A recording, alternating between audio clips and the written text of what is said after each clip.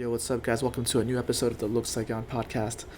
So, one day I was watching a TED talk about what is consciousness, and the TED talk was given by a guy named Dada something. I forget his last name, sorry. But he was wearing like a full orange robes and an orange turban, and had a big white beard. I forget where he's from, maybe Australia or something. But, anyways, he mentioned a doctor, a neurosurgeon who had brain damage, but still was able to experience something, which makes no sense because his brain was dead, like his neocortex was totally dead. Yet he was still experiencing something. So, I just instinctively just looked up that guy's name, sent him an email, and later somebody confirmed that yeah, he's down to be on the podcast. And when they confirmed, they sent his bio over to me. And when I checked his bio, it said he was interviewed by Larry King and he was on the Oprah show and all this, and he's a Harvard professor. I was like, whoa, dude! I didn't know any of that before I contacted him. It was just total instinct, like instinct gut feeling that I should contact this guy. So this is the conversation that me and him had. This is Dr. Eben Alexander. Yeah, New York Times bestseller for the book Proof of Heaven. I had no idea before contacting him. But yeah, this is the conversation. Enjoy.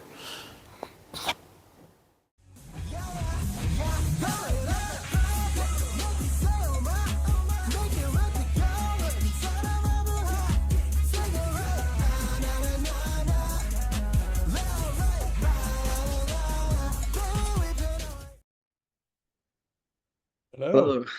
Hi, nice to meet you, Dr. Alexander. Well, Nick, very good to meet you too. Thanks for having me on. Hey, how are you doing today? I'm doing great. What time is it over there? It is 7 or 8:30 in the morning on Thursday morning, and I guess you're about 12 hours ahead of me. Are you in Virginia right now? Yeah, we're in Virginia, just about 2 hour drive southwest of Washington, D.C., Charlottesville area up towards the mountains. Wow, my So hometown is actually Fairfax County, Virginia. oh, really? Okay, well, that's not far from here at all. That's amazing. Dr. Yeah. Alexander, I've been watching. I finished your book, Uh-huh. Proof of What? Heaven. Okay. I heard the entire audiobook. Well, Uh, good. I hope it helped you to kind of see what's going on with all this. like People the. often, I'm sorry. Yes, continue. I was just going to say that people often say who have both read the book, the written book, and listened to the audiobook, even though the words are identical, they say they got more out of the audiobook. So I think it's just the heartfelt communication with the voice and all. I think it really comes through the kind of emotional power of the journey. So Especially when you talked about thinking about your mom yeah, and yeah. just her difficult decision to give you up. I could feel it in your voice. Yeah, well, absolutely. I mean, that was a huge part of all this. I mean, my adoption history is deeply wrapped up in the whole story. So, and in many ways, all of us have that kind of sense of separation when we're brought into the material world.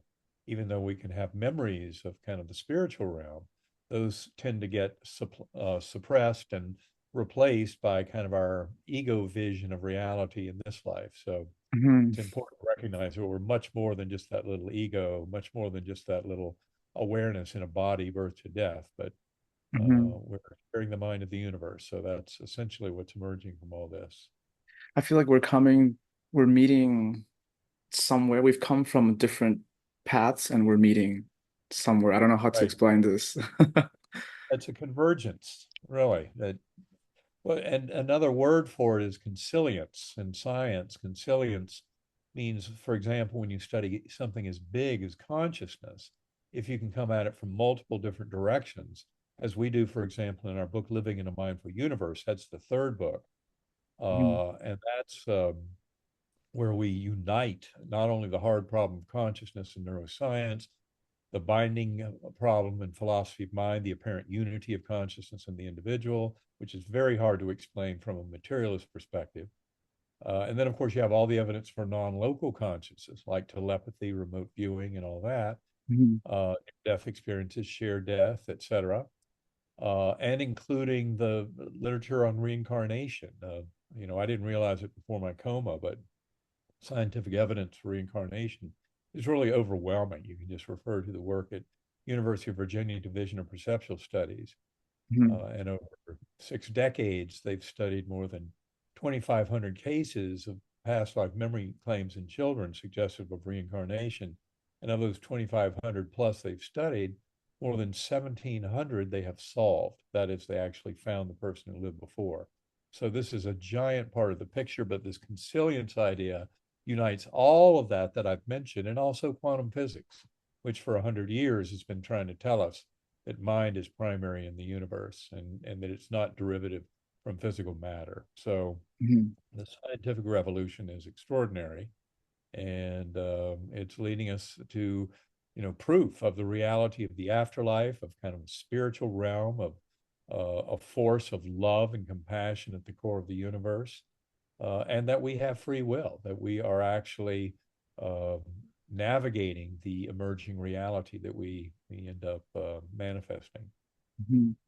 And just for our listeners right now, to just as a reminder to them, Dr. Alexander was a professor at Harvard Medical School, if I'm not mistaken. That is correct. I served as an associate professor of neurosurgery at Harvard, working at the Brigham and Women's Hospital, Children's Hospital, Dana-Farber in Boston. And that was from about 1988 till 2001, 2002, that era. Mhm. Um, Fantastic neurosurgical career. If people want, they can go to ebenalexander.com to see a list of all my publications and medical presentations and all of that. And it simply contributes to explaining the kind of mystery and power of the journey that I had uh, with this near-death experience back in November 2008. Mhm. I wanted to ask you, I know you've told your story so many times on so many different platforms. Like, does it ever bother you to have to say it one more time, or is it something that is fun for you to share? No, I enjoy sharing it, and what I'll do is, as you point out, yes, it is out there in many different places on the internet. If you just search, especially in YouTube and places like that. But I'm happy to share the major elements of it and what they contribute to this discussion now. Yeah, we can do Please, that. please, thank you. Okay. Well, I think important to point out that before my coma, I've spent 54 years of my life owning a very conventional scientific worldview. And that basically is a view of physicalism or materialism, the notion that only the physical world exists, things like thoughts, beliefs, attitudes are illusions, that consciousness itself is just the kind of epiphenomenal product of chemical reactions and electron fluxes in the brain. And of course, when you admit to all that kind of thinking of materialism, you have to admit that there's no place for free will to occur. If it's all just chemical reactions and electron fluxes of material following the laws of physics, chemistry, biology, then there's no place to put in free will. And that's where it begins to unravel and fall apart, because I think it's crystal clear we do have free will, and especially with some of the emerging models of mind and matter in this discussion, we see ways forward that are very affirming of this notion of primacy of consciousness and of our power as sentient beings. Now, given that whole backdrop, in November of 2008, I very suddenly, over just a few hours, went deep into coma. This all happened at home. There's a myth out there from an irresponsible writer that this was a medically induced coma. Nothing could be further from the truth, and it's the reason why the scientific community takes my journey so seriously. In fact, the medical details of my case report, my medical records, it's written up in September 2018 in the Journal of Nervous and Mental Diseases in a case report by Dr. Serbi Khanna, Lauren Moore, and Bruce Grayson. And they make it very clear that that brain, my brain, was in no shape to harbor any kind of dream or hallucination, much less this extraordinary spiritual odyssey I went on when my brain was demonstrably incapable of providing such a situation. And another thing to point out, this is an atypical feature of my NDE. The NDEs are always tailored for the individual who's having them. They have no other reason for existence. Now, as scientists, we can study them in large numbers and discern patterns and start to delineate that there's an actual realm that this all involves, that it's not imagination and wishful thinking, but something much more than that. Mm. Now, uh, in my journey, though, I was amnesic. And when I first came back to this world, so I was trying to explain it all, and my neuroscientific knowledge was not yet returned to me. That took about 2 months post coma. But I thought, well, I guess memory loss would be explicable if this was the extreme case of meningoencephalitis my doctor said it was, then that might have deleted memories. But then where were the memories coming back from?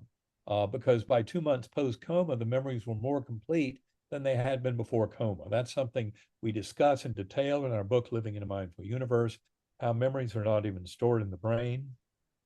And that's really one of the last nails in the coffin of scientific materialism.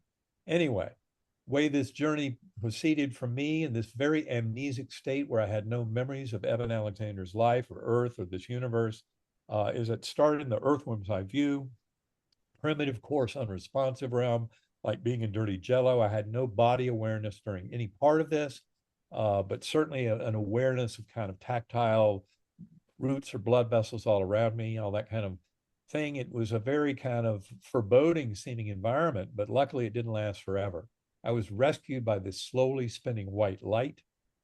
It came packaged as a perfect musical melody, and it opened up like a rip in that ugly Earthworm eye view realm and led me up into this brilliant, ultra real gateway valley. The biggest mistake people can make about thinking about NDEs is that they're kind of dull and murky. This existence in the physical realm is dull and murky compared to that. That is sharp, crisp, clear, detailed, memorable, transformational, most extraordinary thing I've ever been through. Mm. And all happening at a time when my brain was offline for all intents and purposes, according to modern neuroscience. And so, in that Gateway Valley, many Earth like features. It was kind of like Plato's world of ideals for the individual soul. This is where life reviews would happen, you know, your life flashing before your eyes. That's a very important concept in NDEs. And for me, it was a lovely valley surrounded by forest. There were sparkling waterfalls and the crystal blue pools. There were thousands of beings dancing down in this very verdant, fertile valley. All the plant life, buds, blossoms on trees, flowers opening in this dynamic, rich, robust, alive fashion. There were no signs of any death or decay anywhere.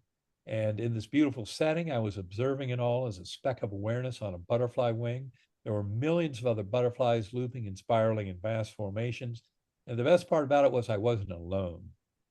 There was a spiritual guide, a beautiful young woman beside me on the butterfly wing, sparkling blue eyes, high cheekbones, high forehead, broad smile.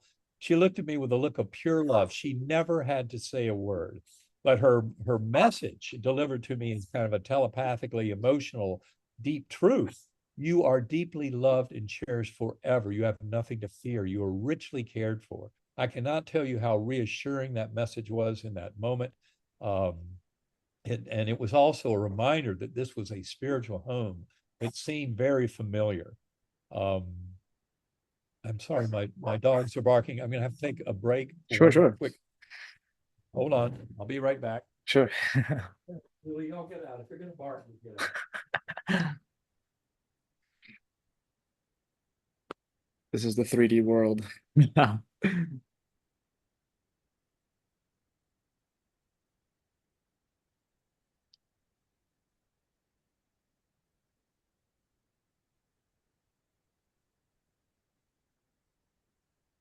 Dr. Alexander, Sorry. could I ask you, All right. how does it feel to interact with animals now after your NDE? Oh, I'm much more aware of their soulful nature. And they are, I mean, I was an animal lover before, and I had dogs, many dogs, and a cat growing up, but we have two puppies, and they're fully engaged in this kind of discussion.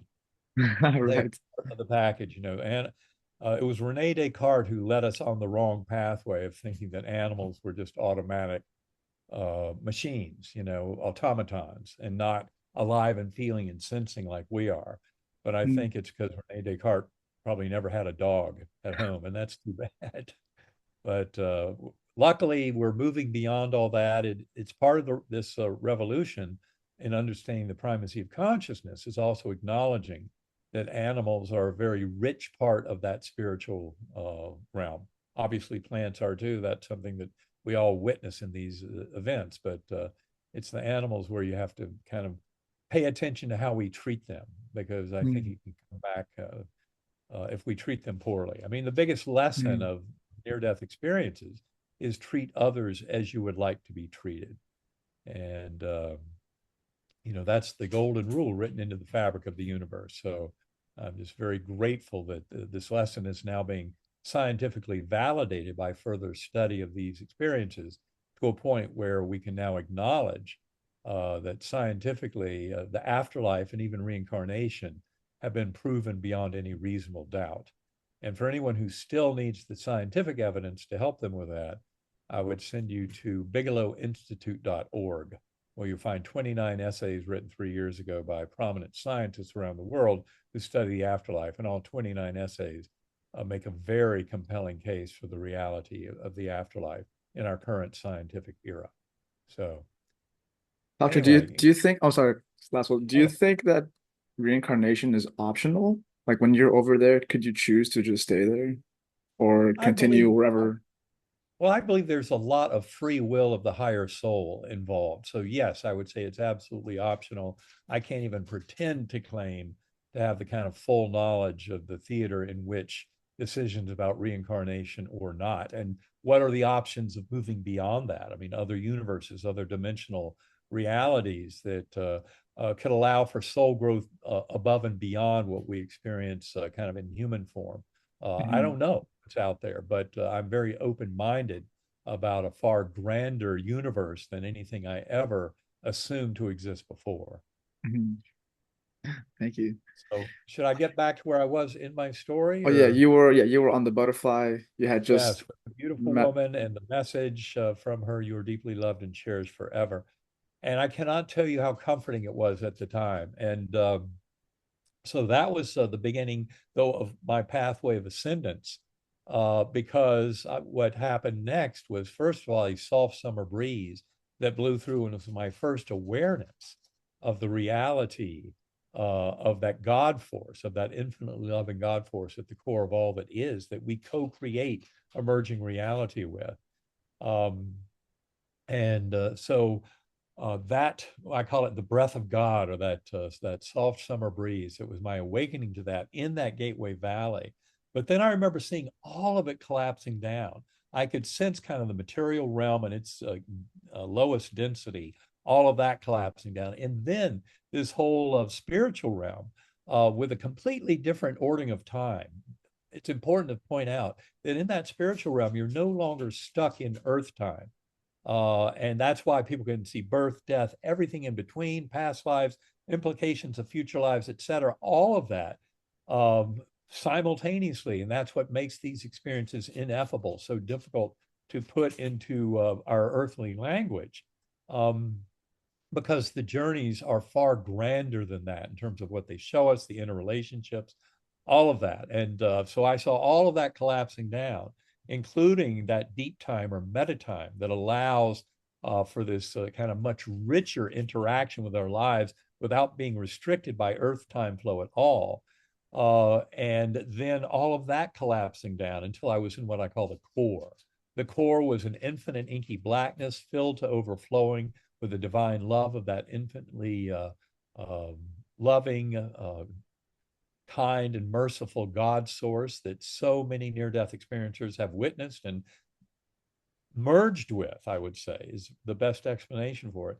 More than 90% of people who have near death experiences going back thousands of years across all cultures, many of them previously atheist or agnostic, but more than 90% of experiencers come away believing, not just believing, but knowing in the reality of a loving personal force at the core of this universe, that God force. And I came back realizing it doesn't matter if you want to try and call that forth God, Allah, Brahman, Vishnu, Jehovah, Yahweh, Great Spirit, all the many names people apply to it, just step back and recognize that outside of attempts by religious ideologies to control people, there's a deep reality to these experiences pointing to the existence of that God force. And that, I think, is a very important point, especially now that scientific analysis is validating these kinds of experiences by the thousands. And that's where we can start to really grow from them. So, in this core realm, all dualities resolved. We live in a world where you have masculine, feminine, dark, light, good, evil, etc. All these different spectra of possibilities. And yet, in the core, all of it resolves into pure oneness with the divine. In fact, in the core realm, I came to acknowledge that my very conscious awareness was directly sourced in that God force. And I think that is what is so comforting to so many near-death experiences. They realize they're never separate from it. And that is what can be so comforting and what takes away their fear of death. Now, in this core realm, I was told, we'll teach you many things. You'll be going back. You're not here to stay. And it turns out that I would just spontaneously tumble back down to that earthworm eye view, but by remembering the musical notes of the melody, I was able to conjure up the light portal that led up into that brilliant ultra real gateway valley, always welcomed by that loving guardian angel, and the same beautiful message of reassurance came in slightly different forms in each passage, but it was always very affirming and reassuring and comforting to pass through that level, to give me kind of a touchstone, and then on through those angelic choirs that provided the portal to the next highest level, as I saw all of that collapsing down into that complex oversphere in the core for teaching purposes.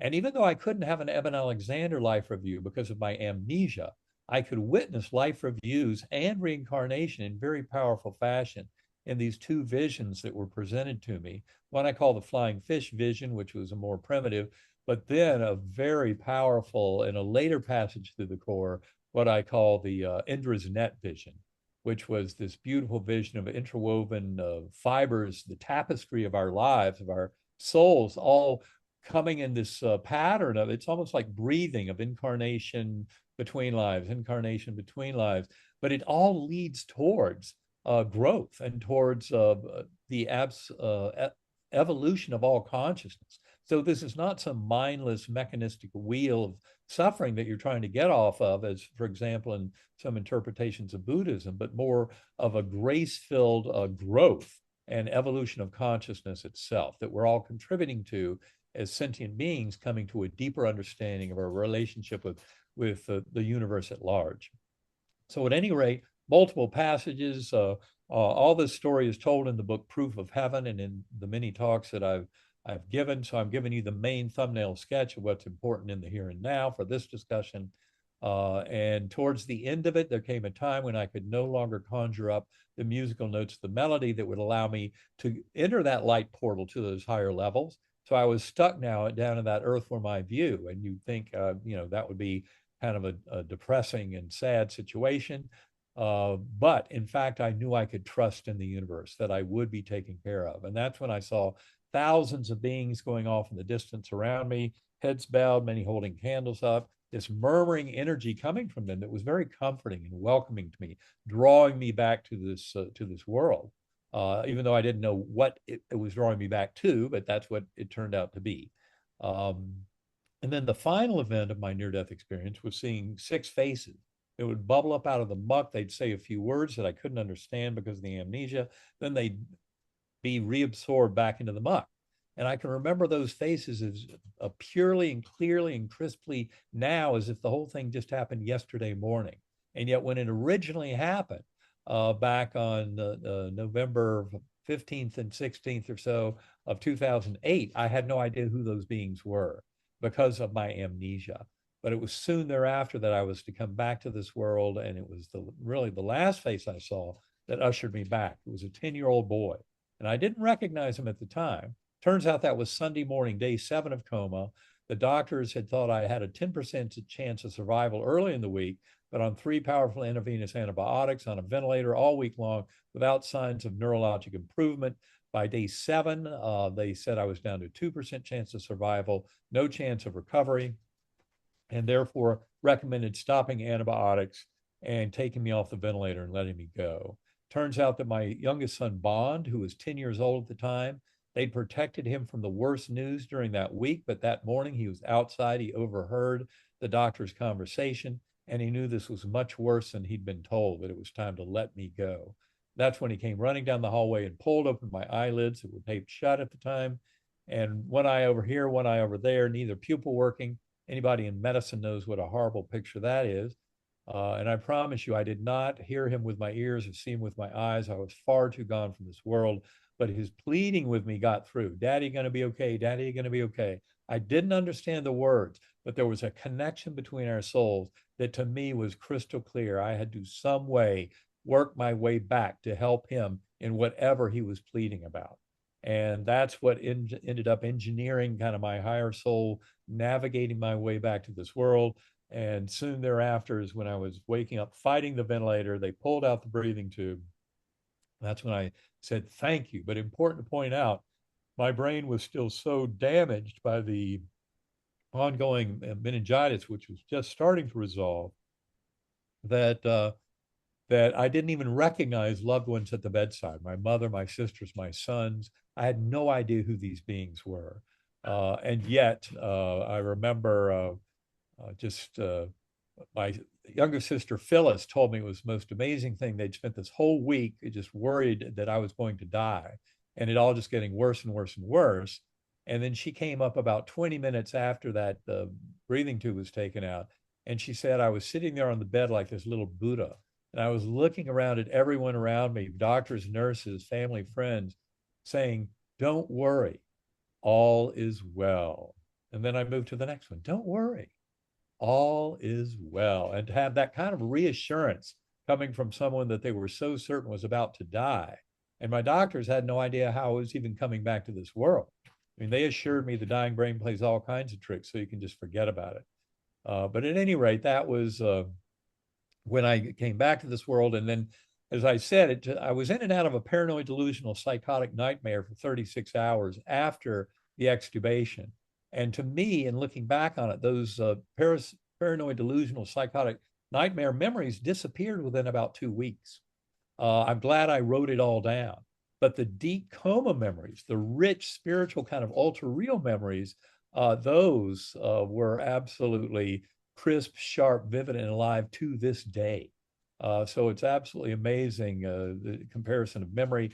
And again, that's a big point we make in our book, Living in a Mindful Universe, which is the true proof of having to unite the science and spirituality. Mhm. If you'll excuse me one more time, I'm going to let the dogs back in Sure, and then we can get right back to our conversation. sure, sure. I think they'll be quiet.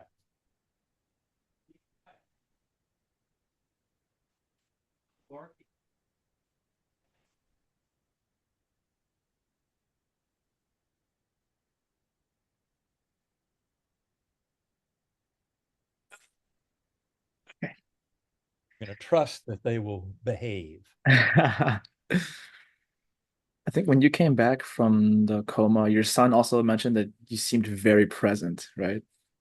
Oh, he did. Well, it turns out this is my older son, Evan the fourth, Mm. was about 20 at the time, and he was studying neuroscience in college. So he knew every time you revisit a memory, you change it. And so he had been with me while I was in coma, holding my hand 24/7 with the rest of the family members. But then when I started to come around, that's when he had to go back to school, take some exams, and then he came rushing home. It was the day before Thanksgiving, 2 days after I got out of the hospital in 2008. And he'd heard I wasn't sleeping. I was sitting up all night by the fire, kind of thinking, writing, trying to record some of my journey. And so he drove home overnight and he got there at 6 a.m., gave me a big hug when he walked through the door. And he told me later that with that hug, it was like there was a light shining within me and that I was far more present than I'd ever been. And I remember telling him that it was way too real to be real. I mean, I'd already tried to explain my spiritual experience to my doctors, and they would just pat me on the back and say, "Well, your brain was soaking in pus. We don't even know how you're coming back to us now, but you can forget about it because the dying brain plays all kinds of tricks."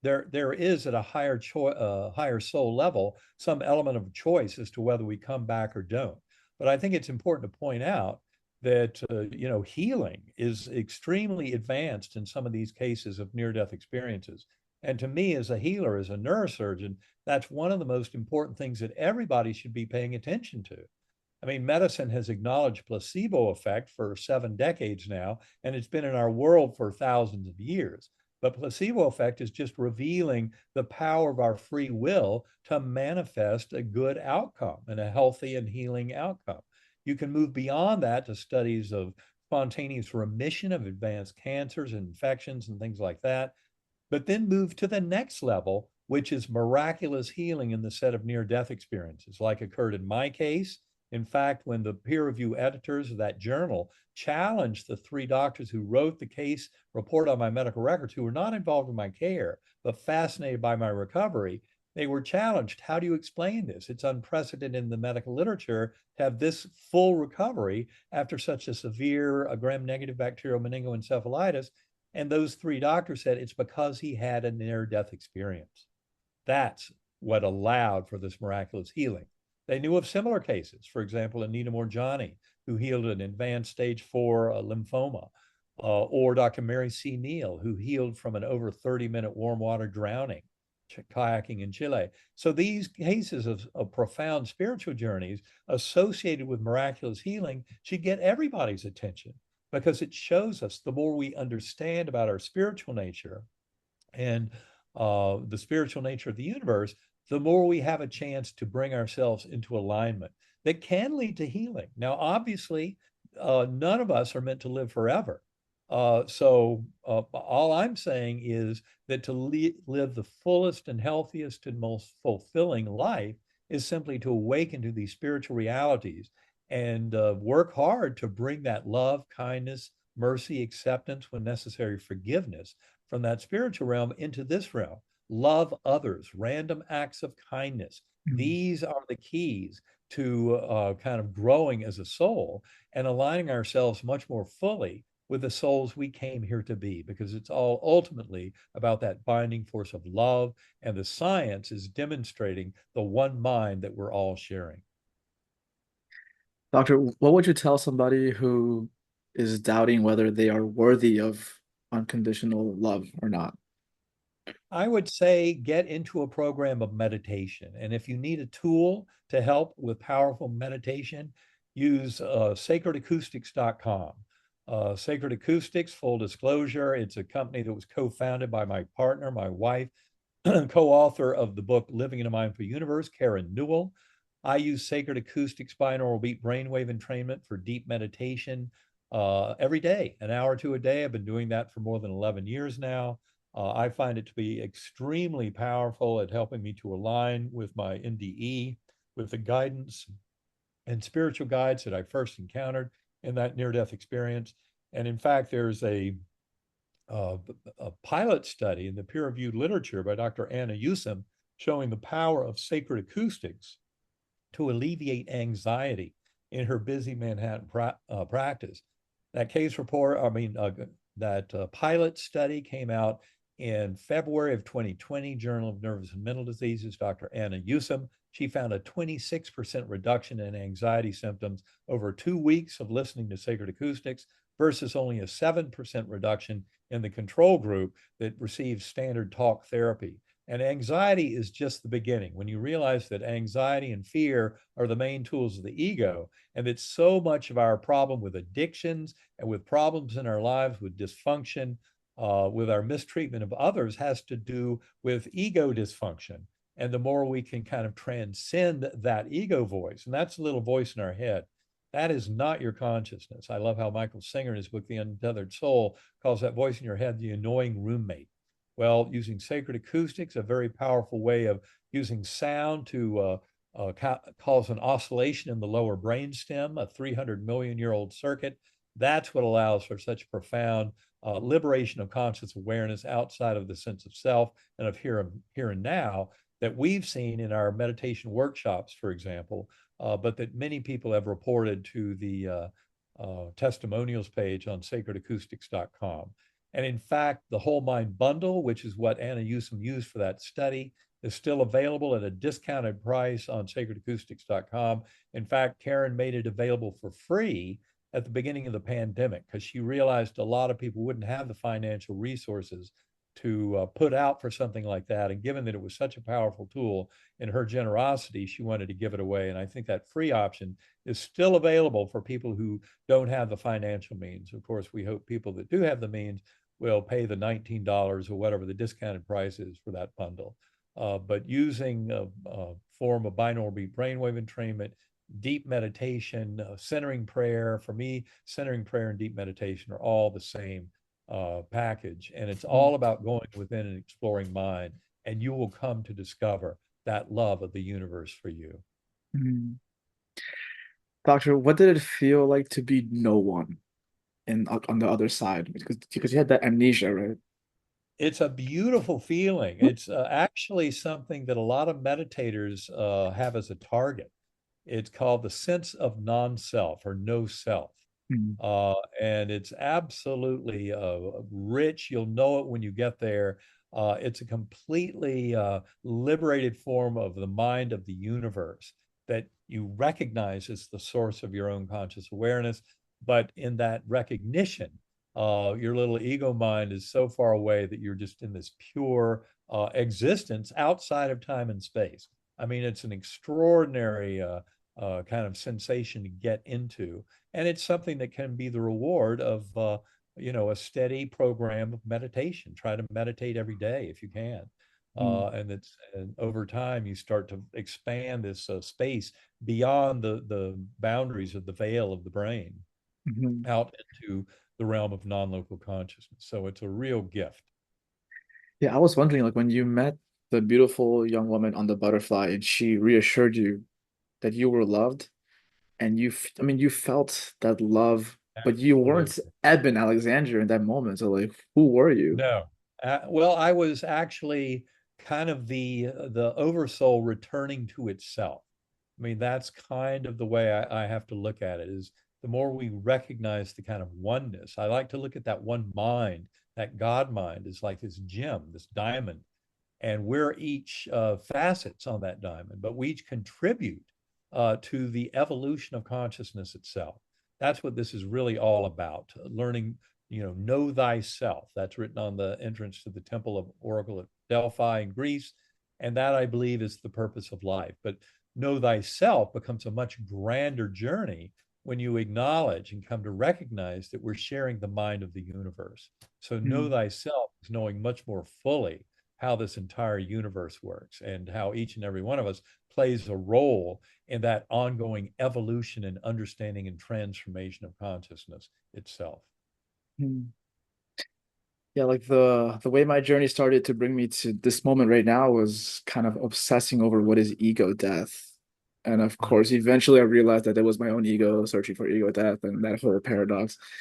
But I have this, I want to read you this Einstein quote and to see what you think of this. The quote is, I believe the main task of the spirit is to free man from his ego. Absolutely. I have no question about that. And the ego, the ego is right there at the heart of addictions. And addiction, it's not just alcoholism and drug addiction, addictions to work, exercise, addiction to love, sex, etc. There are many addictions, things that can start to wreck our lives, and they have to do with ego toxicity. And this is all about rising above the ego. The ego uses fear and anxiety as its main tools. It's there for a purpose to kind of help protect the body. But once you get into any of this spiritual territory, it does no good. In fact, it's your enemy in coming to a deeper and fuller understanding of your reason for existence and how you can most effectively become the soul you came here to be. But for me, it's all about gently nudging that ego into timeout. So at the beginning of every meditation, my ego voice can state a request, an intention, ask a question, what have you. But then I've learned to use the tones of sacred acoustics and focus on my breathing to just let my ego mind go into timeout. And that's when I greatly expand that kind of a version of self that's going out across the veiling function of the brain into higher soul, interconnectedness with the mind of the universe. with all other sentience. And as we said, that sense of no self, where you really become the mind of the universe. And that is something you'll recognize when you see it. It's extremely liberating. And from that point on, meditation just grows deeper and richer. In many ways, it's cultivating a sense of lucid dreaming. You're getting to a point where you have free access to what the universe is offering you in terms of learning and teaching and lessons in the moment for growth. But all of this is done with our fellow souls and remembering that this world, the material world, is where we get the growth done. The growth doesn't really occur so much in that spiritual realm, other Mm. than life reviews and setting up hardships for next incarnations, things like that. Because in fact, the hardships are the gifts in life. And that was one thing I learned from my NDE, is to embrace the challenges and difficulties in life. My adoption abandonment wound is a perfect example of a Mm. tremendous gift to me in my growth that came into full resolution through my NDE. And yet, for much of my life, that adoption abandonment wound had left a smoking crater in my soul as to whether or not I was even worthy of love. If my own birth mother had left me behind, and then I had to spend 4 months in the baby dorm waiting for her to sign the papers to let me go, but social services wouldn't let me go back to her. So, that adoption abandonment wound was huge, and yet it came to beautiful fruition and understanding and empowered even greater soul growth as I came to a resolution of it. So understand that the hardships and challenges in life, in many ways, can be the gifts that lead to proper soul growth. And our free will is how we respond to those challenges. And are we able to more fully recover that sense of love and connection and shared meaning and purpose with the universe through our efforts of understanding and meditation, centering prayer, and living these lives? Because ultimately, it's living these lives in these material bodies where we get all this learning and teaching done. What would you say to somebody who has that abandonment wound from adoption right now? I would simply say to go within, and you will start to find the love of the universe. Walk in nature, open yourself, and it's important to try and minimize the little yappity yap of that voice in the head, the linguistic brain, the ego mind, but more just be absorbing to the lessons of the universe. And this is where I think meditation and centering prayer can be very helpful, get people into the proper mindset where they can quiet the noise of the ego and all of its disturbance and kind of clamoring for attention, and put more of our attention and intention into being at one with the universe at large, and to allowing the universe to share with us the secrets of our existence. Thank you so much. Doctor, I have some questions here from some of my friends here in Vietnam. I want Uh-huh. to oh my gosh, this first one is kind of, I don't know how to answer this, but from my bro Calvis, he says, "What is God?" That's his question for you. What is God? Well, to me, God is the very source of conscious awareness. So God's right there at the core of any awareness in this universe. And that God force is one of love and compassion. I often use the term the love of the creator for the creation. But when you acknowledge that we co-create our emerging reality with that God force, so we have a responsibility. But that God force is what gives us the power and the energy and the capability to do this kind of growing. So that God force is just right at the very kind of nexus of awareness, awareness in the universe at large. This question is from my bro Hung, and he's asking, what changed about you before and after the coma? Well, I would say in many ways everything changed, because before the coma, I fully subscribed to that materialist view: brain creates consciousness, birth to death, nothing more. Doubted any aspect of free will if it's all just chemical reactions, electron fluxes. And then, boom, a complete 180-degree flip, going through my NDE and going through the scientific resolution of that NDE over the last 15 years. Because it's not just the NDE itself, but working as a scientist and working with hundreds of other scientists around the world to more fully explain these kind of extraordinary human experiences, that's been the real gift. And if you want some of those other scientific viewpoints, I'm on the advisory board for two groups, scientificandmedical.net, GalileoCommission.org. Go to both of those and et cetera. You'll realize the scientific community is well on the pathway to explaining this far grander vision of the universe than the bleak and paltry fiction of materialist science that tries to claim that we're just material bodies without free will. Our existence is birth to death and nothing more. Mm.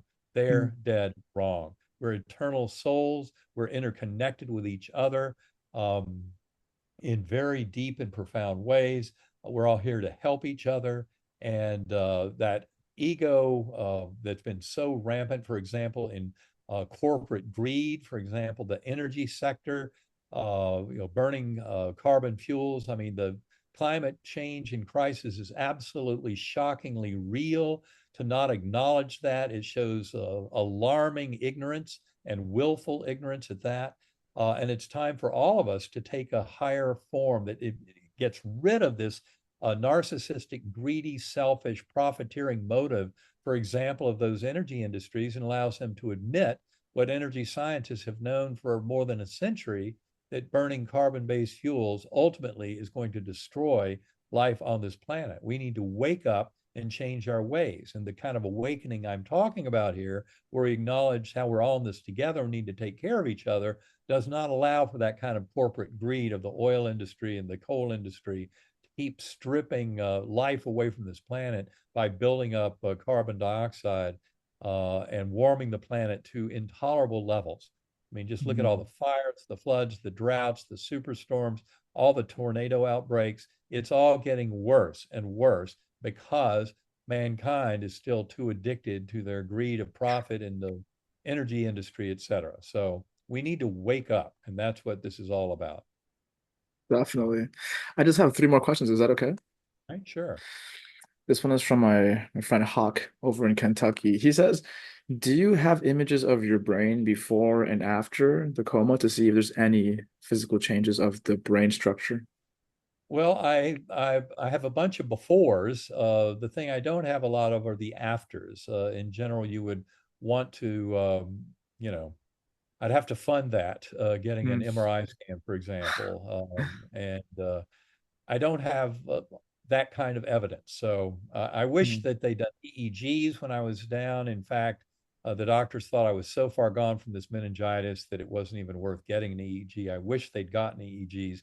That would have helped to document because we know what happens to other brains with severe meningitis like that. They either have burst suppression or just a flat line. And that's what happens to a brain within 20 seconds of cardiac arrest is flatline. But this would have been far, far, far worse damage with a week-long course of E. coli bacterial meningoencephalitis. I mean, that brain was in horrible shape. And that's why so many in the scientific community, like I said, they take this case, my case, as extremely important because all the little arguments you might make about a cardiac arrest patient brain still being capable of doing many normal things, my brain was completely incapable of anything normal like conscious awareness. And that's one of the important things of that case report on my medical records. And the doctors who were taking care of you during that time, like they didn't expect you to recover, right? They thought you would be like in the Right. vegetable state. Right. Well, that's pretty much what anybody would conclude based on that weakened coma with the severe parameters in my case. My Glasgow coma scale, which in you or me would be 15. In a corpse, it's 3. Anything below 9 is deep coma. My coma scale was 6 to 7 for most of that week, if not 5. There was one brief moment of 11 in the emergency room where I cried out, God help me. And just by saying words, that all of a sudden kicked up my Glasgow Coma Scale level. I don't remember saying those words. I was very far gone from this world.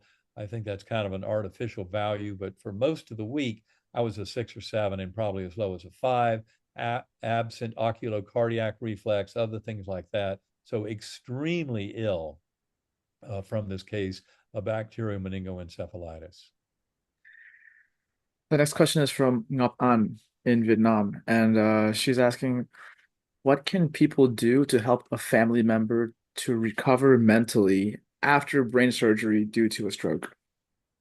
I think the best thing is to interact with them. I mean, you've got to have a good pattern of interaction and also giving them a break because the healing process demands not just the active, attempts at healing, but plenty of resting in between and giving them, especially if they're still kind of deep. Uh, I know of people who have, for example, just told family stories or music that they might have enjoyed when they were younger to play this over headphones, things like that. Music, sound, kind of ongoing communication. These can all be things to bring them back and never forget the power of prayer, centering prayer. Um, in prayer, the visions definitely get through to that level. I mean, that's something I saw very solidly in my own journey was the power of prayer was made obvious to me in some of those visions I had in the journey. And so just remember to join with them within the mental realm through prayer and meditation, but also be there sharing stories, old family stories to help kind of jog memories, music they may have loved, things like that that can be delivered with headphones, via streaming, et cetera, et cetera. So these are all ways to just kind of keep them connected to this world. Mhm. Yeah, my dad, he had a stroke back in 2019. Um, Mm-hmm. luckily he recovered. The doctors Good. gave him a 50-50 chance, I think. Well, But I'm glad he recovered. luckily he Yeah. recovered. It took him about 3 years to fully Wow. recover. So actually, the Yeah. last question for you is from my dad. How did you heal? Like physically, how did you heal yourself? Well, it was I needed some physical therapy for about 6 weeks after I first got out of coma. I had some balance troubles and some weakness issues. And since then, I've just meditate. Like I said, I meditate an hour to a day. If you need a powerful tool for meditation, go to sacredacoustics.com. You'll find what you need. And I also do a lot of physical exercise.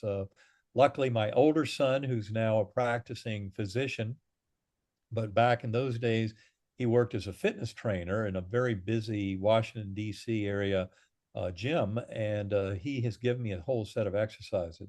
So I do a lot of physical strengthening, calisthenics, things like that, and that's helped tremendously. But there's no question that the meditation has been absolutely central to a lot of my recoveries over the last 15 years. Amazing. Doctor, do you have any final message for our listeners today? I think the main thing is no soul left behind. This is a tremendous and powerful revolution. We live in an amazingly interesting time. In many ways, questions that have lingered for 5,000 years are finally starting to come together into some meaningful answers. And you don't have to wait for the entire world and scientific community to get up to speed on this. But if you start studying this material now, start meditating, start taking advantage of a lot of what we've talked about in the last hour, you'll find that those advantages can come to you. And the world at large will benefit tremendously the more souls we have waking up to the primacy of consciousness and the binding force of love, and that we're all truly here to help each other. So it's a gift. Thank you so much, Dr. Alexander. I hope we can meet again, hopefully in Yes, person in that'd be great. Virginia. Do that again sometime. And thanks for having me on. And thanks for sharing this with your audience. I'm so glad for any that we're able to help. Thank you so much. Have a great day over there. You too.